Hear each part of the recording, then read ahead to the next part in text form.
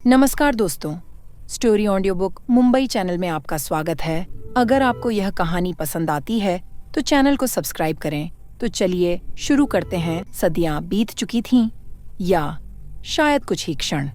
समय का अर्थ एलेरा के लिए अब खो चुका था। जब उसने आंखें खोलीं तो वह एक नए साम्राज्य में थी, सोलारा का स्वर्ण साम्राज्य। एक ऐसा राज्य जो 7 सूर्यों की भूमि कहलाता था, जहां लोग उसे देवी एवरलाइट के नाम से पूजते थे।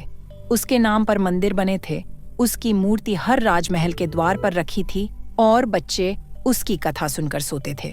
पर वह खुद महल के सबसे ऊंचे टॉवर में अकेली खड़ी थी। उसका रूप अब भी वही था, सुंदर पर भयावह। आंखों में धूसर और सुनहरी चमक का संगम था, जैसे उनमें दिन और रात दोनों बसते हों। नीचे दरबार में राजाओं की भीड़ जमा थी, हर कोई उसकी कृपा पाने को आतुर था। लेकिन आज की सभा अलग थी, क्योंकि किसी ने देवी के मंदिर में रक्त चढ़ा दिया था।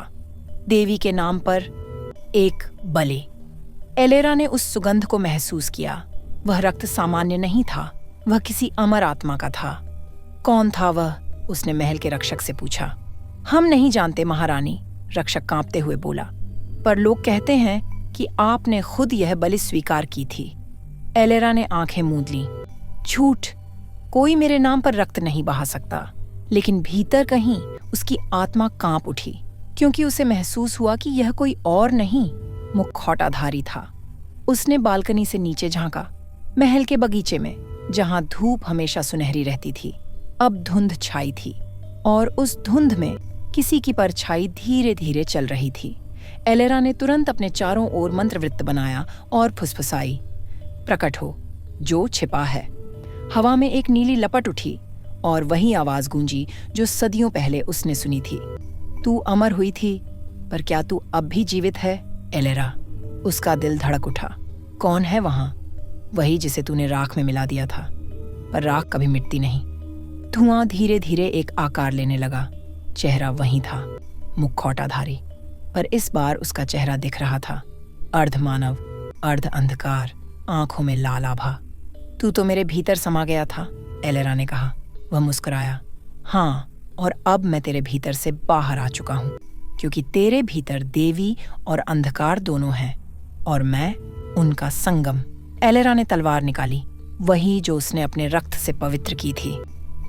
अगर तू मेरी छाया है तो मैं तुझे फिर मिटा दूंगी। क्या तू खुद को मिटा सकेगी? उसने धीमे स्वर में कहा। क्योंकि अब मैं तू हूं और तू मैं। हवा भारी हो गई। महल की दीवारों पर सुनहरी पेंट उखड़ने लगी और हर मूर्ति की आंखों से आंसू बहने लगे, सोने के आंसू। नीचे दरबार में हाहाकार मच गया। लोग चिल्लाने लगे, देवी क्रुद्ध हो गई हैं। एलेरा ने अपनी शक्ति को समेटा और मुखौटाधारी की ओर बढ़ी। अगर तू मेरे भीतर का अंधकार है, उसने कहा, तो मैं तुझे भी प्रकाश बना दूंगी। उसने अपने दोनों हाथ फैलाए और मंत्र फुसफुसाया। प्रकाश की राख, अंधकार की सांस, एक हो पर नष्ट न हो। अचानक पूरा महल चमक उठा। सूर्य काला हो गया और कुछ पल बाद सोलारा का स्वर्ण साम्राज्य जल उठा। जब सब थम गया, केवल एक आकृति खड़ी थी। एलेरा राख और प्रकाश दोनों से ढकी हुई। उसकी आंखों में अब 3 रंग थे, स्वर्ण, लाल और धूसर। देवी, मानव और राक्षस, तीनों का संगम। वह शांत स्वर में बोली, अब मैं न देवी हूं न इंसान, मैं हूं न्याय की छाया। अगले दिन जब सूर्य फिर उगा तो सोलारा का साम्राज्य अब पहले जैसा नहीं था। लोगों ने उसे देखा। वह अब भी सिंहासन पर थी, पर उसके चारों ओर सोने की राख बिखरी थी, जैसे कोई नया युग जन्म ले रहा हो। देवी एवरलाइट अब अमर नहीं रही, किसी ने फुसफुसाया। वह अब जीवित छाया है। क्या मुखौटाधारी सच में नष्ट हुआ, या अब एलेरा का हिस्सा बन गया? क्या एलेरा ने साम्राज्य को बचाया या खुद जला दिया? और क्यों? क्या अब देवी ऑफ टाइम फिर लौटेगी, क्योंकि एलेरा ने प्रकृति का संतुलन तोड़ा है? और अगर एलेरा अब न्याय की छाया बन गई है, तो क्या वह अपनी इंसानियत को बचा पाएगी? रात का समय था। सोलारा का साम्राज्य राख से ढका हुआ था, लेकिन आकाश में चांद की जगह एक काला गोला चमक रहा था, रक्त चंद्र। महल की सबसे ऊंची मीनार पर एलेरा खड़ी थी। उसका चेहरा आधा प्रकाश में आधा अंधेरे में डूबा था। नीचे हजारों दीपक जल रहे थे। लोगों ने देवी के नाम पर प्रार्थना की, पर उनके दिलों में अब श्रद्धा से ज्यादा डर था। एलेरा जानती थी वे अब उसे पूजते नहीं, उसे मानते हैं, क्योंकि उनसे ज्यादा शक्तिशाली अब कोई नहीं। पर क्या वही एलेरा थी जो कभी निर्दोष राजकुमारी थी, जिसे धोखा देकर मारा गया था, जिसने अपने खून से बदला लिया था? नहीं, वह अब कुछ और थी, कुछ ऐसा जिसे इंसान समझ नहीं सकते थे। वह धीरे धीरे सीढ़ियां उतरकर अपने राजसभा कक्ष में पहुंची। वहां उसके सामने बैठे थे सोलारा के 7 सबसे शक्तिशाली मंत्री, जिनके हाथ कांप रहे थे। देवी, प्रधानमंत्री ने कांपते स्वर में कहा, हमारे दक्षिणी सीमांत पर विद्रोह हो रहा है। लोग कहते हैं कि वहां पुराने देवता लौट आए हैं, जो आपके शासन को चुनौती देना चाहते हैं। एलेरा ने शांत स्वर में कहा, पुराने देवता या मेरी परछाइयां? कोई उत्तर नहीं मिला। कमरा मौन हो गया। तभी उसके पीछे से आवाज आई, आपकी परछाई अब सिर्फ महल की दीवारों तक सीमित नहीं रही महारानी। वह मुड़ी। दरवाजे पर लूसियन खड़ा था, वही मुखौटाधारी, पर इस बार उसका रूप और भी बदल चुका था। वह आधा पारदर्शी था, जैसे धुएं से बना हो। तू? एलेरा ने फुसफुसाया, मैंने तुझे राख में मिला दिया था। हाँ, वह मुस्कुराया, पर राख हवा में उड़ती है और हवा कभी मरती नहीं। वह आगे बढ़ा, उसके चारों ओर धुआं फैल गया। मैं तेरे हर निर्णय का गवाह हूं एलेरा। तू खुद को देवी कहती है, पर तेरे भीतर अब भी एक इंसान जिंदा है, जो दर्द महसूस करता है, जो याद करता है और जो डरता है। एलेरा का चेहरा कठोर हो गया। मैंने अपने डर को जला दिया है। नहीं, लूसियन फुसफुसाया, तूने बस उसे छिपा दिया है और अब वह बाहर आने वाला है। उसने अपनी उंगली उठाई और एलेरा के चारों ओर धुंध का गोला बन गया। उस धुंध में चेहरों की झलक दिखी, रानी इसोल्ड, राजकुमार रोवण, राजवैद्य और वह सेविका जिन्होंने कभी उसे धोखा दिया था। उन सब की आत्माएं चीख रही थीं, तूने हमें मारा एलेरा, पर क्या तू खुद जिंदा है? एलेरा के हाथ कांपे, लेकिन उसने तलवार उठाई। हाँ, मैं जिंदा हूं और मैं फिर नहीं झुकूंगी। वह मंत्र फुसफुसाई, अग्नि मेरी गवाही बने, सत्य मेरा हथियार। तुरंत धुंध फट गई, कमरा हिल उठा। लूसियन कुछ कदम पीछे हट गया, पर उसके चेहरे पर मुस्कान थी। देखा, यही तेरी ताकत है और यही तेरी कमजोरी भी। वह अदृश्य हो गया, सिर्फ उसकी आवाज हवा में गूंजी। जल्दी ही तुझे फिर फैसला लेना होगा, देवी बने रहना है या इंसान बनना है। अगली सुबह एलेरा महल की छत पर खड़ी थी। नीचे लोग उसका स्वागत करने आए थे। जय एवरलाइट की पुकार पूरे नगर में गूंज रही थी, पर अब वह मुस्कुराई नहीं। उसकी आंखों में वो ठंडापन था जो सिर्फ देवताओं में होता है या राक्षसों में। उसने घोषणा की, अब से सोलारा किसी देवता को नहीं मानेगा। अब देवता सिर्फ एक है, सत्य, और सत्य को मैं तय करूंगी। भीड़ में सन्नाटा छा गया। किसी ने धीरे से कहा, देवी ने खुद को ईश्वर घोषित कर दिया। रात को जब वह अपने कक्ष में लौटी तो शीशे में अपनी परछाई देखी। परछाई मुस्कुरा रही थी, पर उसने खुद नहीं मुस्कुराया था।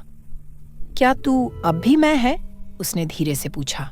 परछाई ने जवाब दिया, नहीं, मैं अब तेरी परछाई नहीं, तेरी उत्तराधिकारी हूं। और उसी पल आसमान में फिर रक्तचंद्र उभरा, जैसे सोलारा की धरती पर दूसरी एलेरा जन्म ले रही हो।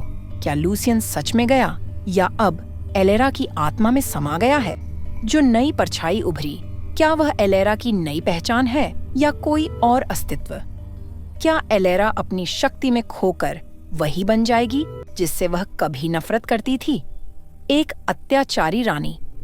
और क्या यह सब देवी ऑफ टाइम की योजना का हिस्सा है, जो अब भी अदृश्य रूप में घटनाओं को चला रही है? महल के ऊंचे टावर पर एलेरा खड़ी थी। रात शांत थी, इतनी शांत कि हवा की सरसराहट भी शब्द बन गई थी। आकाश में रक्तचंद्र और बड़ा होता जा रहा था और उसकी रोशनी में महल की दीवारें लाल धूल की तरह चमक रही थीं। 3 रातें, उसने धीरे से कहा, बस 3 रातें और यह चंद्र पूर्ण होगा। उसके पीछे ओरिन खड़ा था, वही युवा विद्वान जिसे कभी एलेरा ने अपनी सेना से बचाया था। ओरिन ने कांपती आवाज में कहा, महारानी, प्राचीन ग्रंथों में लिखा है, जब रक्तचंद्र 3 बार पूर्ण होगा देवी का हृदय या तो स्वर्ग को बचाएगा या उसे भस्म करेगा। एलेरा ने मुस्कुराकर कहा, और तुम क्या सोचते हो ओरिन? मैं किसके लिए बनी हूं, बचाने के लिए या नष्ट करने के लिए? ओरिन ने सिर झुका लिया। मुझे विश्वास है आप वो करेंगी जो सही है। एलेरा ने ठंडी हंसी हंसी। सही और गलत अब शब्द नहीं रहे ओरिन, अब सिर्फ शक्ति है, और शक्ति ही सत्य है। रात के गहराने के साथ महल के नीचे मौन मंदिर का द्वार खुला। वहीं वह भविष्यवाणी लिखी थी जो केवल रक्तचंद्र की रोशनी में दिखाई देती थी। एलेरा अपने साथ लूसियन की छाया लेकर अंदर गई। दीवारों पर अंकित चिन्ह चमकने लगे। धीरे धीरे वे शब्द उभरने लगे, जब पुनर्जन्म की आत्मा अपने ही प्रतिरूप को निगल जाएगी तब समय का चक्र रुक जाएगा, और वह जो देवी बनेगी वह या तो संसार को पुनः जन्म देगी या उसे शून्य बना देगी। एलेरा के चेहरे पर ठंडी मुस्कान फैल गई। तो यह था मेरा भाग्य। वह आगे बढ़ी, दीवार को छूते हुए बोली, देवी, ऑफ टाइम ने मुझे इसलिए चुना था क्योंकि वह चाहती थी कि कोई ऐसा हो जो देवताओं से भी ऊपर उठ सके। लूसियन की छाया उसके कान के पास फुसफुसाई, या शायद उसने तुझे आजमाने के लिए भेजा कि क्या इंसान जब देवता बनता है तो भी अपने भीतर इंसानियत बचा सकता है। एलेरा ने आंखें बंद की। उसके भीतर से वही आवाज उभरी, उसकी दूसरी आत्मा की। अगर तू वही गलती दोहराएगी एलेरा, तो तेरा साम्राज्य नहीं, तेरी आत्मा जलेगी। उसने आंखें खोलीं और लाल आभा में उसकी पुतलियां चमक उठीं। अगर यही मेरी नियति है तो मैं नियति को ही बदल दूंगी। सुबह हुई। महल के प्रांगण में हजारों सैनिक पंक्तिबद्ध खड़े थे। राजदरबार में एलेरा सिंहासन पर बैठी थी। उसके चारों ओर सोने और राख का मिश्रण था। वह अब जीवित और मृत दोनों का शासन कर रही थी। सोलारा अब किसी देवता के अधीन नहीं रहेगा, उसने ऊंचे स्वर में घोषणा की। अब यह साम्राज्य अनंत काल का होगा, समय भी मेरे आदेश का पालन करेगा। भीड़ में से एक वृद्ध पुजारी आगे आया। उसने कांपते स्वर में कहा, महारानी, रक्तचंद्र की तीसरी रात में देवी स्वयं प्रकट होंगी। आपसे प्रश्न पूछेंगी, क्या आप अब भी मानव हैं? एलेरा ने धीरे से उत्तर दिया, अगर देवी मुझसे प्रश्न पूछेंगी तो मैं उन्हें उत्तर नहीं दूंगी, बल्कि आदेश दूंगी। यह सुनकर पूरा दरबार मौन हो गया। अचानक हवा में ठंडक फैल गई। दीवारों पर नीली रेखाएं चमकने लगीं। देवी ऑफ टाइम की उपस्थिति थी वह। एक अलौकिक आवाज गूंजी, एलेरा, क्या तू अपने पुनर्जन्म का अर्थ भूल गई? एलेरा उठी। नहीं देवी, मैंने उसे पूरा किया। अब मैं वही बन चुकी हूं जिससे तुमने मुझे चेताया था। तो तू जानती है कि इसका अंत क्या होगा? हाँ, एलेरा ने तलवार उठाई। अंत वही होगा जो मैं चाहूंगी। नीली और लाल रोशनी टकराई। पूरा महल कांप उठा। ओरिन और सैनिक भागते हुए गिर पड़े। हवा में बिजली गूंजने लगी और आसमान में रक्तचंद्र तीसरी बार पूर्ण हुआ। धीरे धीरे पूरा साम्राज्य लाल आभा में डूब गया। लोगों ने देखा, महल के ऊपर दो आकृतियां थीं, एक एलेरा की, दूसरी देवी ऑफ टाइम की। दोनों एक दूसरे के सामने थीं, मानो समय खुद अपने ही सृजन से युद्ध करने जा रहा था। एलेरा ने तलवार देवी की ओर उठाई। अब कोई देवी नहीं रहेगी, अब सिर्फ मैं रहूंगी। देवी की आंखों में करुणा थी। तू भूल रही है एलेरा, जो सब कुछ जीत लेता है वह खुद को खो देता है। और फिर आसमान फट गया। धरती कांप उठी। एक प्रकाश का विस्फोट हुआ। किसी ने नहीं देखा कि कौन जीता, पर जब धूल थमी, सिंहासन पर फिर वहीं बैठी थी एलेरा। पर अब उसकी आंखों में समय की रेखाएं थीं। वह देवी बन चुकी थी, या समय की नई स्वामिनी। क्या देवी ऑफ टाइम वास्तव में नष्ट हो गई, या उसने खुद को एलेरा में समाहित कर लिया? अब जब एलेरा समय की स्वामिनी बन चुकी है, क्या वह संसार को पुनः जन्म देगी या नष्ट कर देगी? ओरिन और लूसियन का क्या होगा? क्या वे उसके अनुयायी रहेंगे या उसके खिलाफ उठ खड़े होंगे? क्या एलेरा अब भी वही आत्मा है जिसने बदला लिया था, या अब वह कुछ पूरी तरह नया बन चुकी है? सोलारा की धरती पर पहली बार समय ठहर गया। हवा नहीं बह रही थी। महल की घड़ियाओं, नदी की धारा, यहाँ तक कि दीपक की लौ तक सब रुक गए थे। सिंहासन पर एलेरा बैठी थी, काले वस्त्रों में, जिनकी किनारियों से नीली और लाल रोशनी झर रही थी। उसकी आंखें अब मानव नहीं लगती थीं। उनमें पूरा ब्रह्मांड घूम रहा था। धीरे धीरे उसने हाथ उठाया और हवा में एक हल्की कंपन उठी। क्षण भर में पूरा महल 2 युग पीछे चला गया। दीवारें पुरानी हो गईं, दिए बुझ गए और उसके सामने वही दृश्य उभरा जिस दिन उसे जहर देकर मारा गया था। वह अपने पुराने स्वरूप को देख रही थी, मासूम भोली एलेरा, जिसे पता नहीं था कि अगली घड़ी उसका अंत होगा। उसने अपने ही अतीत को देखा, रानी इसोल्ड को, राजवैद्य को और उस चाय के प्याले को जिसमें जहर घुला था। वह धीरे से फुसफुसाई, अब मैं देख सकती हूँ हर झूठ, हर षड्यंत्र। उसके पास खड़ा लूसियन चुपचाप बोला, तो क्या तुम अब उन्हें रोकोगी? एलेरा की आवाज ठंडी थी। नहीं, मैं उन्हें रोकने नहीं आई। मैं उन्हें देखने आई हूं, ताकि मैं याद रख सकूं क्यों मैं अब वो नहीं हूं जो पहले थी। अचानक उसके सामने देवी ऑफ टाइम का धुंधला प्रतिबिंब उभरा। तू समय को उलट सकती है एलेरा, पर क्या तू अपने हृदय को भी उलट सकेगी? एलेरा ने बिना पलटे कहा, मेरा हृदय अब सिर्फ राख है। देवी की परछाई मुस्कुराई, राख में भी चिंगारी होती है। वह गायब हो गई। कमरे में अंधकार फैल गया। एलेरा ने अपनी उंगली से समय का चक्र खींचा और दृश्य फिर बदल गया। अब वह एक अलग युग में थी, जहां सोलारा अभी जन्म भी नहीं लिया था। पहाड़ों के बीच देवी के पहले मंदिर की नींव रखी जा रही थी। वह वही स्थान था जहां पहली बार समय को पुकारा गया था। वहां उसे एक बूढ़ा पुजारी दिखा। उसकी आंखों में असीम शांति थी। वह धीरे धीरे बोला, तुम आई हो, वह जिसने चक्र तोड़ा? एलेरा ने पूछा। क्या मैं देवी हूं? पुजारी मुस्कुराया। देवी नहीं, दर्पण। देवी तेरे माध्यम से खुद को देख रही है। क्या होगा जब कोई मनुष्य देवत्व को अपने हाथों में ले लेता है? एलेरा चुप हो गई। समय की हवा उसके चारों ओर घूम रही थी। वह पुजारी की आंखों में देखती रही और पहली बार उसे थकान महसूस हुई।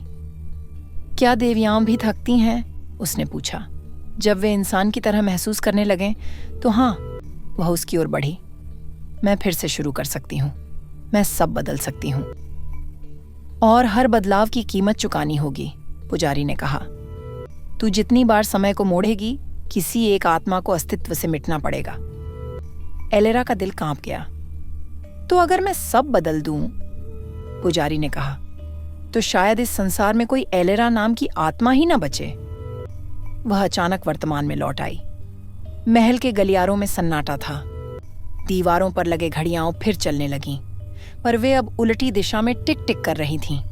और इन भागता हुआ आया, महारानी, महल के बाहर लोग गायब हो रहे हैं। गायब? हाँ, उसने कांपते हुए कहा। हर उस इंसान का नाम जो आपने बदला था, वो अब इतिहास से मिट गया है, जैसे वे कभी पैदा ही नहीं हुए। एलेरा के चेहरे पर कोई भाव नहीं था। यह सिर्फ शुरुआत है, उसने कहा। अब समय मेरा है। उस रात एलेरा सिंहासन से उठी। वह टाइम हॉल में पहुंची, जहां 7 दरवाजे थे। हर दरवाजा एक अलग काल में खुलता था। उसने पहला दरवाजा खोला, उसके बचपन का।